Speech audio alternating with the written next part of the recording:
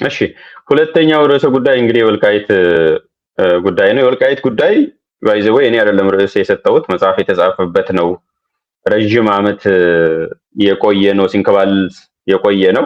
የወልቃይት ጉዳይ ራሱን ችሎ ትልቅ ጉዳይ ነው፣ ትልቅ ሀገራዊ ጉዳይ ነው።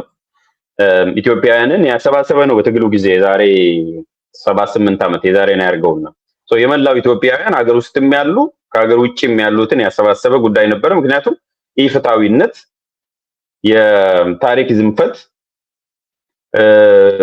እንዲሁም ደግሞ ጭቆና ስለነበረ ለዛ በርካታ ኢትዮጵያውያንን አማራ ብቻ አይደለም ኢትዮጵያውያንን አንድ ላይ ሞቢላይዝ ያደረገ ነው። ኢፌክቲቭም ነበር እንደዛ መሆኑ። ምክንያቱም ትግላቸው ፍሬም የተደረገበት መንገድ በጣም ተገቢ የሆነ ኢንክሉሲቭ የሆነ ከፍትህ አንጻር ነው ፍሬም ያደረጉት። ያኔ እንደምታስታውሱት ሲከለከሉ ጥያቄያቸውን እንዳያደርሱ ሲደረጉ፣ አቢዩስ ሲደረግ፣ ከስራ ሲባረሩ፣ የተለያዩ ህገወጥ እርምጃዎች ሲወሰድባቸው፣ ባህላቸው ላይ ሰፕሬሽን ሲፈጠር ኢቨን እዛው ትግራይ ውስጥ ራሱ ሆኖ ይሄ ነገርስ በዛ ትክክል አይደለም ሲሉ የነበሩ በርካታ የህወሓት አመራሮች ነበሩ።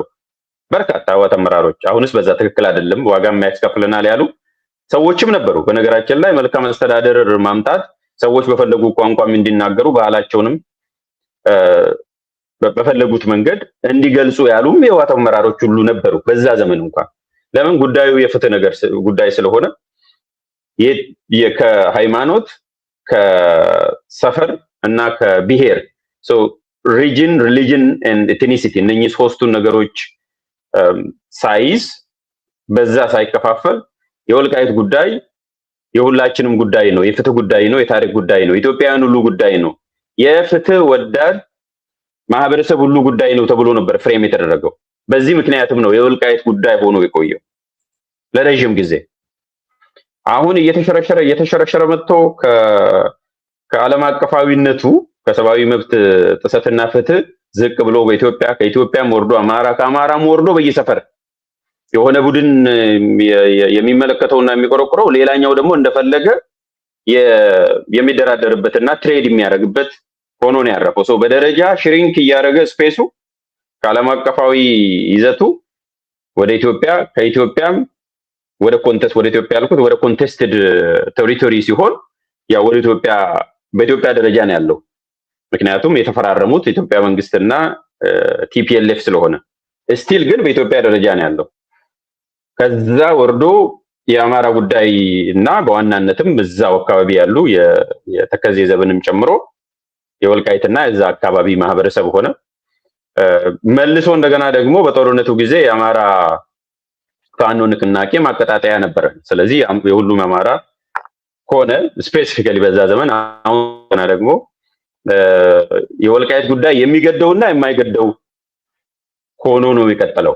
በዚህ ደረጃ ነው ሽሪንክ እያደረገ የመጣው። ጉዳዩን በደንብ ለማስቀመጥ ያህል ነው፣ ፐርስፔክቲቭ ለመስጠት ያህል ነው፣ ከየት ደረጃ ወደ ደረጃ እየወረደ እንደመጣ። አንደኛው ይሄ ነው ከወልቃይት ጉዳይ ጋር ተያይዘው። ጉዳዩ የሚታወቅ ነው፣ ያደረ ነው፣ ሁላችሁም የምትረዱት ነው።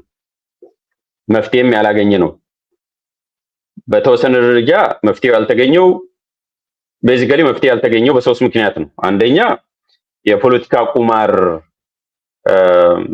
መጫወቻ ስለሆነ የወልቃይት ጉዳይ ወልቃይት የምለው ሲምቦሊክ እንዲሆን ነው እንጂ አጠቃላይ የይገባኛል ጥያቄ ያለባቸው ቦታዎች ማለት ነው። የቁማር ነው የተሆነው። ኤክስፒዲየንሲ ዛሬን ማደርን፣ ስልጣንን ኮንሶሊዴት ማድረግን፣ ስልጣን ላይ መቆየትን ያስቀደሙ አሁንም ስልጣን ላይ ያለውን ስብስብንም ጨምሮ የዛሬ 3 ዓመት ፕሪቶሪያ ላይ ሲፈራረሙ ይሄ ነገር መፈታት ይችል ነበር። ከዛ በኋላም ባለፉት 2 ዓመታት መፍታት ይችሉ ነበር። ስልጣን በህወሓትም በብልጽግናም በኩል ከህዝብ ጥቅም ቀድሞና በልጦ የታየበት ነው። አንደኛው ምክንያት ይሄ ነው። ሁለተኛው ጉዳዩ ራሱ ውስብስብ ስለሆነ ነው። ኢዚ የሆነ ነገር እኔ አንድ ሰው ተነስቶ ገና ስለ ጉዳዩ ሊያወራ ሲያስብ ራሱ እንኳን ተናግሮ አይደለም ሲያስብ ራሱ ሴንሲቲቭ የሆነና በጣም ከፍተኛ የሆነ ግብረ መልስ ወይም ሪአክሽን የሚያስከትል ስለሆነ ነው። ኢዚ አይደለም፣ ኮምፕሌክስ ነው፣ ብዙ ነገርን የያዘ ነው። ሶስተኛው ጉዳይ ደግሞ የሊሚቴሽን ኦፍ ሂውመን ኢንጂኒቲ ወይም የኛ ስንፍና መፍትሄን ሰፋ አድርገን ማየት ካለመቻል አንጻር ነው። መፍትሄ የምንፈልገው ልክ የዛሬ 30 ዓመት የዛሬ 50 ዓመት የዛሬ 5 ዓመት ያልሰራውን መፍትሄ ደጋግመን እንደ መፍትሄ ስለምናመጣ ነው። መፍትሄ ተብሎ ሲጠየቁ አንደኛው ቡድን የኔ ነው ይላል፣ ያኛው ቡድን የኔ ነው የሚለው። የኔ ነው ለኔ ይገባኛል ከሚል ውጪ ሶስተኛ መንገድ፣ አራተኛ መንገድ፣ አምስተኛ መንገድ መኖሩን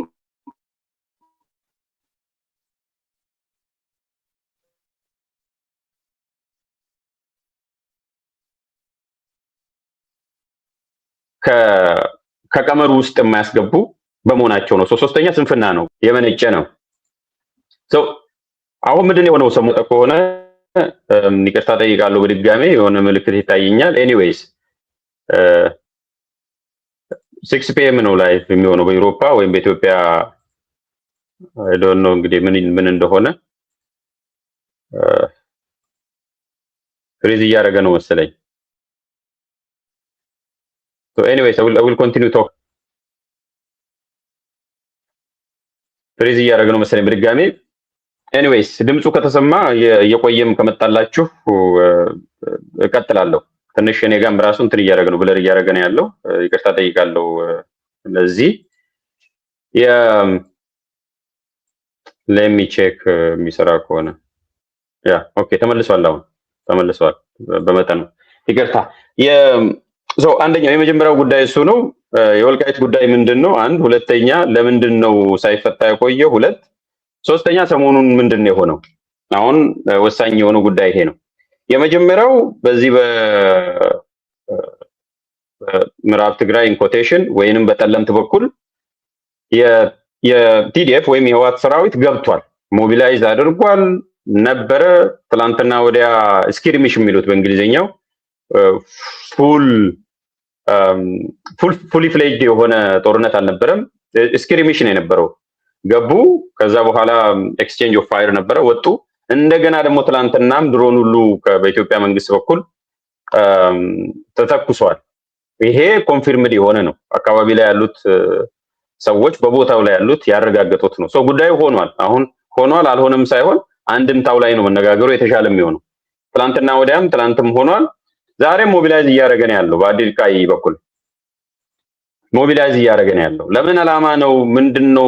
ማንም የሚያተርፈው የሚለው ኢስ ፍሪ። ሁሉም ሰው በፈለገው መልኩ መረዳት ይችላል። ይሄ ምንም ችግር የለውም። ኮንስፒሬሲንም ጨምራችሁ ጉዳዩ ግን መሆኑ ላይ ለክርክር የሚቀርብ ነገር አለ። ሆኗል ኦልሬዲ። አንድ ቪዲዮ እንዳውም የትላንትና ወደ ግንባር እየሄዱ ወታደሮቹን እየላኩ የሚያሳይ አለ። አጭር ቪዲዮ ነች። እሷን እንድታዩት ጋብዛለሁ። ምናልባት አይታችሁት ይሆናል። ሰርኩሌት እያደረጉ ነው።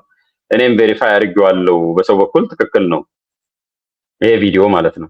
ይሄ ቪዲዮ ትላንትና ወደ አድርቃይ አቅጣጫ ሲደረግ የነበረ ሞቢላይዜሽን ነው። ሞቢላይዜሽን አለ፣ የወታደር ሞቢላይዜሽን አለ። ዚስ ፋክት። አሁን ዓላማው ምንድነው? እንዴትስ ነው የምንረዳው? መፍትሄ ምንድነው የሚለው ነገር እሱን ራሳችንን አስችለን እያንዳንዳችን ልናይ እንችላለን። መጀመሪያ ግን መተማመን ያለብን ይሄ ነገር ሆኗል። ስኪርሚሽ አለ። በአማርኛ ምን እንደሆነ አላውቅም። ስኪርሚሽ በእንግሊዝኛው ወደ ጦርነት ከፍ ያላለ ግን ያኛውም ይተኩሰዋል። ኢንከርሽን፣ የቦርደር ኢንከርሽን ይኖራል፣ ዘን ይመለሳል። በዛ ምክንያት ሙሉ ወደ ጦርነት ያልተገባ ማለት ነው። ስኪርሚሽ በአማርኛ ምን እንደሆነ አላውቅም። ያኔ የነበረው ዛሬም ቀጥሏል። እዚህ ላይ ከተማመንን ቬሪፋይ ያደረኩትን ነገር ነው የማወራው። ሳላረግ አላወራም። ቬሪፋይ አድርጌያለሁ። ቬሪፋይ ተደርጓል። አሁን ጉዳዩን ዳይቨርት ማድረግ ላይ ነው እንጂ አብዛኞቹ ጊዜ የወሰዱት ወይም ጊዜያቸውን የሚያጠፉት አልሆነም የሚለው ነገር ቀርቷል። አውትዴትድ ሆኗል። ከዚህ ጉዳይ ጋር ተያይዞ አቶ ጌታቸው ረዳ ዛሬ ትዊተር ላይ መግለጫ አውጥተዋል። ምናልባት አይታችሁ ከሆነ አይታችሁታል። ትንኮሳ፣ በጣም አመሰግናለሁ። እኔም ትናንትና ርዕስ ተጠቅሜ ነበር። እንዴት እንደረሳው። ትንኮሳ ነው የነበረው። አቶ ጌታቸው ረዳ ትዊተር ላይ ከአንድ ሰዓት በፊት አንድ ረዥም የትግረኛ መልእክት አስተላልፈዋል። ትግርኛ ለምታነቡ ሂዱና አንብቡ። ስክሪኑ ላይ ያለው ነው። እኔ ዋናውን መልእክት አስተርጉሜያለሁ። የአቶ ጌታቸው ረዳ ትግርኛ ደግሞ ከበድ ያለ ነው። ለምን እንደሆነ አላውቅም። በጣም ጠንከር ያለ ትግርኛ ነው የሚጠቀመው። ስለዚህ አስተርጉም ያለው ስክሪኑ ላይ እናንተ የምችሉት አንብቡት። ከፈለጋችሁ ትዊተር ላይ ሄዳችሁም ታገኙታላችሁ። የቀጥታ አውቶማቲክ ትራንስሌሽን በነገራችን ላይ ሜሳፕ ነው ኮምፕሊትሊ ሌላ ሚኒንግ ስለሚሰጣችሁ ያኛው አውቶማቲክ ትራንስሌሽን አትጠቀሙ። ትዊተር ላይ ያለው እግረ መንገዱ ነው። ጭራሽ ምንም የማይገናኝ መልእክት ነው የሚሰጣቸው። በአጠቃላይ አቶ ጌታቸው ረዳ ያለው ይህንን ነው። አነባለሁ። እንደ ፖሊሲ ለማስፈጸም ይዘነው የነበረው ከግጭት ውጭ ያሉ አማራጮችን በመጠቀም ለግልና ቡድናዊ ስልጣናቸው ሲባል እየናዱት ነው። እንደ ፖሊሲ ለማስፈጸም ይዘነው የነበረው ከግጭት ውጭ ያሉ አማራጮችን መጠቀም የሚለውን ለግልና ቡድናዊ ስልጣናቸው ሲባል እየናዱት ነው። ይሄንን ህወሓትም ማለቱ ነው። በፌደራል መንግስት ላይ በዲፕሎማሲያዊ ጫናና ግንኙነት እየፈጠርን ባለንበት ጊዜ በስመ ግዛታዊ አንድነትና ተፈናቃዮች መመለስ ስም ወደ ግጭት ሊያስገቡን የሚያስገቡበትን ሁኔታ በሚቻላቸው መንገድ ሁሉ እያደረጉ ነው። ሰዎች ትራንስሌት ስላደረጉልኝ የአማርኛ ግድፈት ካለበት በዛው መልኩ እንድትረዱት። የተፈናቃዮች አመላለስ ሁኔታ አመቻችነት፣ መተማመን፣ ፋይናንስ እንዲሁም ሁኔታዎች አስፈላጊ መሆናቸው እየታወቀ የላኪዎቻቸው ደስታን ለማርካት ሲባል ብቻ የጠብ አጫሪነት አካሄዶች እንዲያቆሙ እናሳስባለን። ቤዚካሊ ተላላኪ ናቸው፣ የሻዕቢያ ተላላኪ ናቸው። የላኪዎቻቸውን ፍላጎት ለማስፈጸም ያሉት ያው ሻዕቢያን ማለቱ ነው፣ ስም ባይጠራም። ሰራዊቱና የጸጥታ ኃይሉ በእነዚህ ሰዎች ተነሳስቶ የህይወት መስዋዕትነት መክፈል የለበትም። የትግራይ ሰራዊት ማለቱ ነው። ከጦርነት በታች ባሉ አማራጮች ሁሉም በስምምነቱ ማዕቀፍ መሰረት ሁሉንም ችግሮች ስምምነቱ ማለት የፕሪቶሪያ ስምምነት ማለቱ ነው መሰረት መፈጸም አለብን ይላል። ይሄ አቶ ጌታቸው ረዳ ትዊት ነው፣ ኤክስ ላይ ወይም ትዊተር ላይ የለጠፈው ነው። ቅድም ከአንድ ሰዓት በፊት ማዕከላዊ መልእክቱ ነው። በየፓራግራፉ ነው ማዕከላዊ መልእክቱን ያስተረጎምኩት። የመጀመሪያ ፓራግራፍ፣ ሁለተኛውን ያነበብኩላችሁ፣ ሶስተኛ እያላችሁ ያዙት። ቤዚካሊ ይሄ ትንኮሳ ነው ብሎ ነው አቶ ጌታቸው የሚገልጸው። ሁለተኛ ይሄ ዘላቂ መፍትሄን የማያመጣም በእቅድ የያዝነውንም ተፈናቃዮች ወደ ቤታቸው የመመለስና የዚህ ግዛታዊ አንድነትን ጉዳይ የማስተካከልን ሂደት ያስተጓጉላል። ሶስተኛ ትንኮሳው ወደ ጦርነት እንዳያመራ እናሳስባለን። የትግራይ ሰራዊት፣ የትግራይ ልጆች ለዚህ ዋጋ መክፈል የለባቸውም ይላል። ምክንያቱም ይሄ የላኪዎች ጉዳይ ነው፣ ተላላኪ አትሁኑ እያለ ነው። በመጨረሻም ጉዳዩን በፕሪቶሪያ ስምምነት ማዕቀፍ እና ከፌዴራል መንግስት ጋር እየተወያየን ከዓለም አቀፉ ማህበረሰብ ጋር በዲፕሎማሲ ጫና እያደረግን ነው መፍታት ያለብን። ይህንን ጉዳይ እንደምታስታውሱት የአሜሪካ አምባሳደር በኢትዮጵያ አምባሳደር ማሲንጋ ወይም ሚሽንጋ በሉት፣ አምባሳደር ሚሽንጋ ማለት ማሽላ ማለት ነው በእኛ አጠራር። አምባሳደር ሚሽንጋ እዛ ነበረ፣ ባለፈው ሁመራ ነበረ። በዚህ ጉዳይ ላይም ተወያይተዋል። ከዛ በፊትም በግለሰብ ደረጃ ውይይት አድርጓል። ከህወሓት ጋር ውይይት አድርጓል። ከነጌታቸው ቡድን ጋር ውይይት አድርጓል። እኔም የማውቀው ነው። ከፌዴራል መንግስት ጋርም የአሜሪካ መንግስት በአሜሪካ ኤምባሲ በኩል ውይይት አድርጓል። ማለትም ተፈናቃዮች ይሄ ክረምት ሳይመጣ በፊት እንዳውም ከምርጫ በፊት ከተቻለ የሚመለሱበት ማለትም ከግንቦት በፊት ይህንን ለማድረግ ደግሞ በቂ ፋይናንስ እንዲኖር የጸጥታ ጉዳይ እንዲመቻች እንዲሁም ደግሞ የኮኦርዲኔሽን ስራ በምን መልኩ ነው የምናደርገው የሚለው ላይ ተነጋግረዋል። አሁን አቶ ጌታቸው ረዳ ከምን አንጻር ነው የተናገረው የሚለው ለእናንተ ነው የምትው የማን ቶኪንግ ፖይንት ነው እዚህ ያጣ ያለው ራሱን አስችሎ ነው ጌታቸው ረዳ ይሄንን የጻፈው ወይስ የፌዴራል መንግስትን አቋም ነው እዚህ ያራገፈ ያለው የሚለው ለእናንተ ተዋለው። የሚነበብ የሚታይ ስለሆነ አንድምታውን ለእናንተ ተዋለው። እናንተ በፈለጋችሁት መንገድ ተረዱት። ግን አቶ ጌታቸው ረዳ ይሄንን ብሏል። በአጠቃላይ የወልቃይት ጉዳይ አሁንም በጣም ሆት ሆኖ መጥቷል። በሚገርም ሁኔታ በአማራ ብሔርተኞች በኩል የተሰጠው መልስ ዝምታ ነው። ዝምታ ከዚህ በፊት ወልቃይት ብረሳሽ ቀኜ ትርሳሽ፣ ወልቃይት የአማራ ህዝብ የመጨረሻው የመደራደሪያ ነጥብ የማይደራደርበት ነጥብ ነው። የአማራ አንገትም አንጀትም አንድ የሚሆነው ወልቃይት ላይ ነው። ጠላት የሚቀበረው ወልቃይት ላይ ነው የሚለው ነገር ሁሉ ተሸርሽሮ አንዳንዱ እንዳውም ተሽሮ ዛሬ ላይ ዋናው ጠላት አንድ ቡድን ነው። የትኛውም ጠላት ቢኖረንም ህወሓት ትንኮሳ ቢያመጣ እያየንም ቢሆን እየሰማንም ቢሆን አናስተባብልም፣ መግለጫም አናወጣ፣ ምንም ነገር አንናገርም። በአንድ በኩል አንናገርም፣ ስንናገር ደግሞ ዲፍሌክት ነው የምናደርገው። እንዳውም ከፍ አድርገውት አሁን አሻሽለው በጣም ይፋ በሆነ መልኩ ዘመቻ ጀምረዋል። ይሄም ወልቃይት የአማራ ህዝብ የመሰረታዊ ጉዳይ አይደለም ቅርንጫፍ ነው እያሉ መጥተዋል። የአማራን ህልውናም የአማራን ፖለቲካ ከመወሰን ደረጃ ዝቅ አድርገነዋል። ይሄ ወልቃይት ሴኩሪታይዝድ ሆኖ ነበር በፖለቲካ ቋንቋ። እንደዛ ሴኩሪታይዝድ አንድ ነገር ከተደረገ የማትደራደርበት ትልቁ ጉዳይ ማለት ነው፣ ቅድሚያ የምትሰጠው ጉዳይ ማለት ነው። አሁን እንደዛ አይደለም፣ ቅርንጫፍ ነው። እኛ ደግሞ ለቅርንጫፍ አንጣላም እያሉ ነው። ይሄን የሚለው ደግሞ የጎጃም ነፃ አውጪ ቡድኑ ነው። በሚገርም ሁኔታ የጎንደር ሰዎች ፎር ኦብቪየስ ሪዝን እንደዚህ ሊሉ አይችሉም እያሉም አይደለም። በግለሰብ ደረጃ ጉዳዩም እንዲጣራ እየጠየቁ ነው። በግለሰብ ደረጃ እየጻፉበት ነው፣ እየተቃወሙ ነው ያሉት። በዚህ ጉዳይ ልንደራደር አንችልም እያሉ ነው። ይሄንን አሲዛችሁ ከህወሓት ጋር አብሮ ለመስራት መጣችሁ ከሆነም በመቃብራችን ላይ ነው የሚሆኑ የሚሉ በርካታ ሰዎች አሉ። አሁን ጉዳዩ የሚሆነው ከዚህ በፊት ከሁለት ወር በፊት አቶ እስክንድር ነጋ ካስታወሳችሁ ከህወሓት ጋር አንሰራም። በነገራችን ላይ የመጨረሻ የእስክንድርን የትግል ጉዞ ያበቃው ያ ቃለ ምልልስ ነው፣ በእንግሊዝኛው ያደረገው።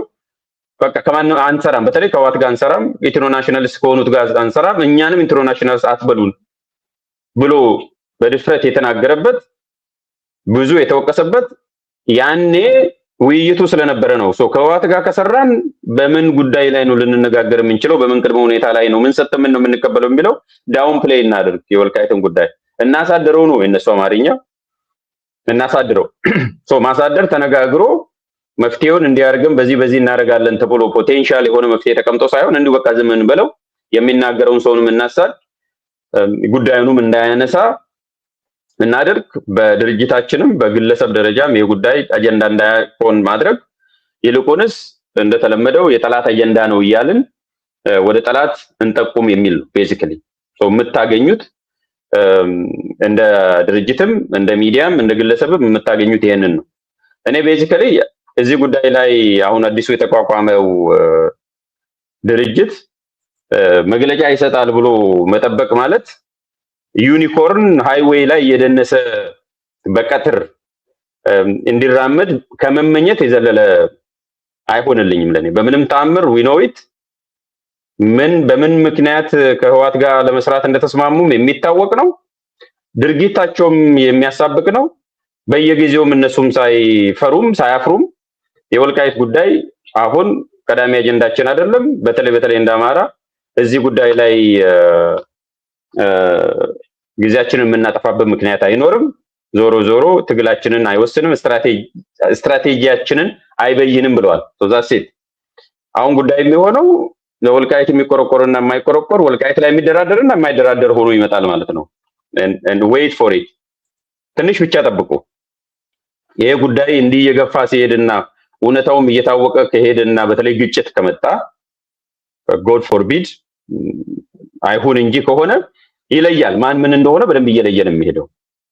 ከዛ በኋላ አይ እኔ ወደ ወልቃይት አልሄድም፣ ለወልቃይት ብዬ አልሞትም፣ አልዋጋም የሚል ቡድን ስለሚመጣ፣ ለቁራሽ መሬት የሚል ቡድን በይፋ አፍጥጦ ስለሚመጣ ያኔ አሰላለፉ በደንብ እየለየ ነው የሚሄደው።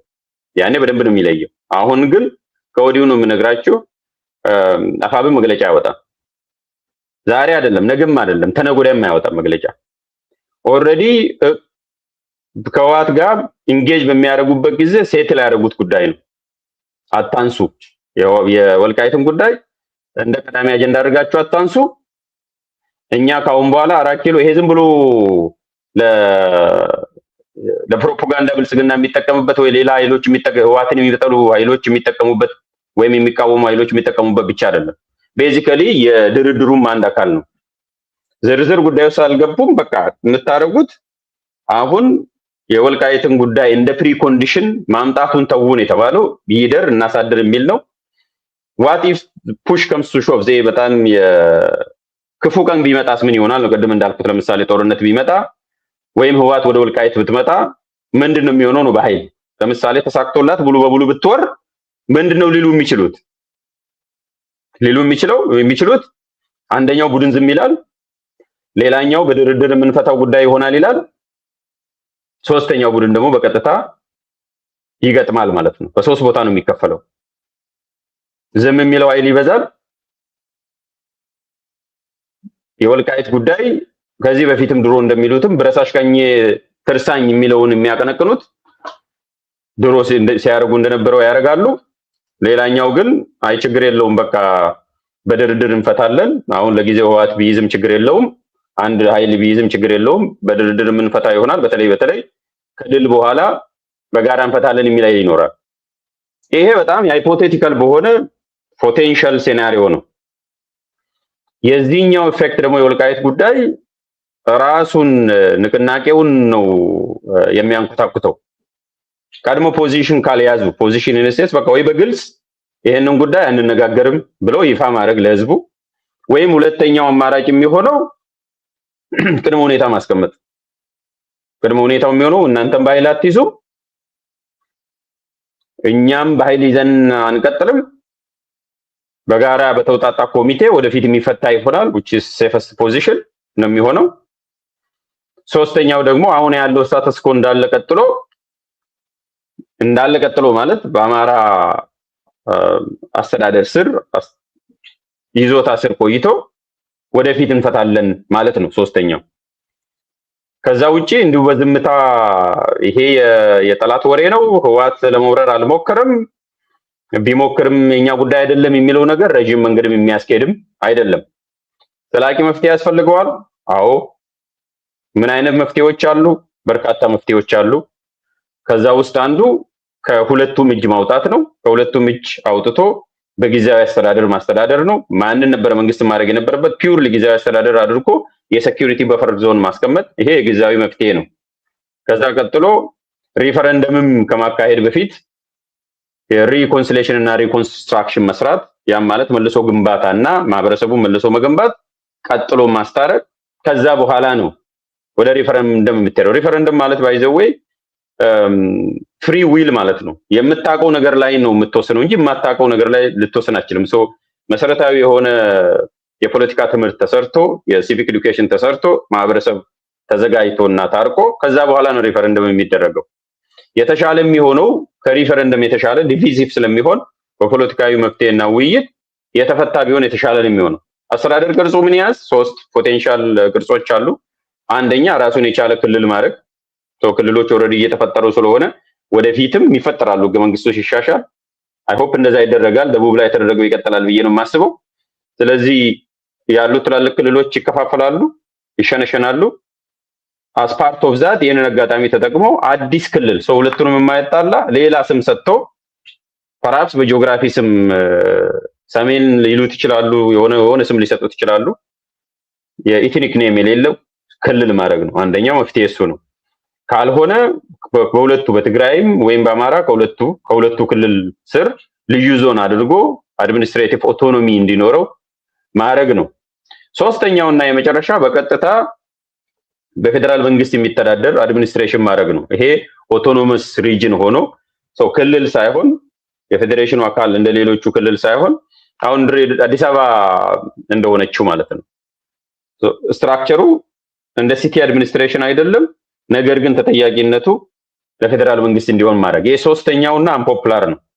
ዞሮ ዞሮ ቅድም ወደ አስቀመጥነው ወደ ጊዜያዊ መፍትሄ ይሄ በጊዜያዊነት በጊዜያዊ መንግስት በፌደራል መንግስት ስር ይተዳደር ወይንም ከሁለቱ በተውጣጣ ይተዳደር ወደሚለው ስለሚመልሰን አንፖፕላር ነው ሶስተኛው። ሊሆን የሚችለው የራሱ ክልል ማድረግ ዊዝ ኦቶኖሚ ወይንም ደግሞ በክልል ውስጥ ሆኖ ስፔሻል አሬንጅመንት ተደርጎ ዊዝ ኤክስተንሲቭ ኦቶኖሚ ማድረግ ነው። የሌላ ሀገርም የተፈታበት መንገድ በርካታ መንገዶች አሉ። ይፈታል። ሰው ካሰበ አስፍቶ ካሰበ መፍትሄው ላይ ካተኮረ የማይፈታ ነገር የለም። እንኳን የዚህ የድንበር የማንነትና የአከላለል ጉዳይ አይደለም፣ ትላልቅ ሀገራዊ ጉዳዮችም ይፈታሉ። የሚፈቱት ግን ሂውመን ኢንጂኒቲ ሊሚትለስ ሲሆን ነው። ሂውመን ኢንጂኒቲ ሊሚትለስ ሲሆን ማለትም ባውንደሪ የሌለው በደንብ አስፍቶ ማሰብን፣ ቅንነትን፣ ነገን ያስቀደመ ነገን ያለመ ህዝብን ያስቀደመ አካሄድ ከተከተልን አንድና እኔ ዝም ብዬ ያስቀመጥኩት 3-4 መፍትሄ አይደለም 14 መፍትሄንም ማምጣት ይቻላል። የወልቃይት ፖለቲካ ዞሮ መጥቷል። የመጣው ደግሞ በተለየ መልኩ ነው። በተወሰነ መልኩ የሚጠበቅ ነው ቀድሞውንም ይሄ ስክሪምሽ የሰሞኑን ስክሪምሽ። ዋናው ጉዳይ ግን የወልቃይት ጉዳይ ራሱን አስችሎ ካልተፈታ የኢትዮጵያ ፖለቲካ ነቀርጻ ሆኖ ነው የሚቀጥለው። በዛ መልኩ ነው እኔ የማየው። ዞሮ ዞሮ ግን ጉዳዩ ተከስቷል። ህዋት ኢንከርሽን ፈጽማለች ወይንም ደግሞ ትንኮሳ አድርጋለች። ትላንትና ወዲያ እንዲሁም ዛሬ ጠዋትንም ጨምሮ ከትላንትና ከሰዓት ጀምሮ ወደ አዲ አርቃይ አካባቢ ላይ ፕሮቮኬሽን ወይም ትንኮሳ ፈጽመዋል። ይሄ የተረጋገጠ ነው። አንድምታውን ቅድም ነግሬያቸዋለሁ። ሌላውን በራሳችሁ መንገድ ሂዱበት። ምክንያቱም እኔን አጋራለሁ፣ እናንተ ደግሞ የራሳችሁን መያዝ መብት ስላላችሁ። በመጨረሻው ጉዳይ ላይ የተወሰነ አስተያየት ልስጥና እናበቃለን። ይሄም ምርጫ 2018 እና የተቃዋሚ ፓርቲዎች እጣ ፈንታ የሚል ነው። በዚህ ጉዳይ ላይ መቼም ባይናው ማለትም አሁን ላይ ሆነን ብዙ ነገሮች ግልጽ እየሆኑ መጥተዋል። ከብዙ ነገሮች ውስጥ አንዱ ምንድነው? ሁሌም በተደጋጋሚም በኮንፊደንስ የምናገረው ምርጫው ይደረጋል። አሁን ለጊዜው ለፕሮፌሽናሊዝም ምርጫ እያልኩ ልጥራ፣ እናንተ ምርጫ እያላችሁ ጥሩት። ይደረጋል። የሚደረገውም ደግሞ ለስልጣን ላይ ላለው ቡድን በሚጠቅም መልኩ ተደርጎ ነው። እነዚህም በሶስት መልኩ ይገለጻሉ። አንደኛ ጦርነት አይቆምም። ጦርነት ሳይቆም በርካታ ኢትዮጵያ ክፍሎች ደምተው ኢንሰኪር ሆነው ማህበረሰብም ለተቃዋሚ ፓርቲም ድጋፍ መስጠት በማይችልበት እንኳን ለተቃዋሚ ፓርቲ ምርጫንም ራሱ ለመምረጥ እንዳይችልና ምርጫ እንዳይኖረው ተደርጎ ይቀጥላል። ከ2013 ምርጫ በባሰ መልኩ በብዙ መልኩ በሴኩሪቲም በነፃ እና ፍትሃዊነትም እንዲሆን ተደርጎ ይቀጥላል። ይሄም ማሳያው አንደኛ ምርጫው የዘንድሮ ምርጫ ድግስ ከአንዳንድ ሰርጎች ያነሰ ሽፋን ነው እየተሰጠበት ያለው። ከአንዳንድ ሰርጎች እኔ ራሴ በግሌ የማውቀው ሰርጎች ወይንም የግሌ ልተውና ሶሻል ሚዲያ ላይ የምናየው ሀብታም ሰርጎች አሉ አይደለ? ከሀብታም ሰርግ ያነሰ ድግስ ነው የዘንድሮ ምርጫ። ሆን ብሎ ነው የተደረገው። መንግስትም እያወራ አይደለም። ሆን ተብሎ ኳይት እንዲሆን ቮተር አፓቲ እንዲመጣ። ቮተር አፓቲ ማለት ተቃዋሚ ፓርቲን የሚመርጥ ህዝብ ሞቢላይዝ ከተደረገ ተቃዋሚ ፓርቲን ነው የሚመርጠው። ማለት ሞቢላይዝ የምታደርገው የተቃዋሚ ፓርቲን ህዝብ ነው። መንግስት ኦልሬዲ ጠርንፎ ይዘዋል። እሱን ሊመርጥ የሚችለው የተወሰነ ሚሊዮን ህዝብ በተለያየ ኔትወርክ ራሳቸው 10 ምናምን ሚሊዮን ናቸው። ባይዘው ራሳቸው ከተመራረጡ የብልጽግና ፓርቲ አባሎች እነሱ 14 ሚሊዮን ብለዋል። 10 እንኳን ብትሉ ቀላል አይደለም። 50 ሚሊዮን ቢመዘገብ የኢትዮጵያ ህዝብ ከ50 ሚሊዮን ውስጥ 10ን ብትወስድ 1/5 ወይም 20% ነው። ቀላል አይደለም። ቀጥታ በሜምበርሺፕ ሌላውን በጥቅማ ጥቅም በምስርና በዘይት እና በማዕድ በማጉረስ በጉርሻ አንድ ሌላ 10 ሚሊዮን ታመጣል። ሊትራሊ ነው የምላችሁ፣ የቀልድ አይደለም። 20 ሚሊዮን ሆነ 40% ይዘሃል ማለት ነው። ኢትዮጵያ ላይ እቺን 40% ራሱ ይዘ ሀገር መምራት ትችላለህ። ምክንያቱም የኢትዮጵያ ፖለቲካ ፈርስት ፓስት ዘ ፖስት ነው። እንደ ሰነፍ ተማሪ 25 ማምጣት ከመቶ ከሌሎቹ የተሻልክ ከሆንክ አንደኛ ወጥቻለሁ ብለህ እየጨፈርክ የምትሄድበት ምርጫ ማለት ነው።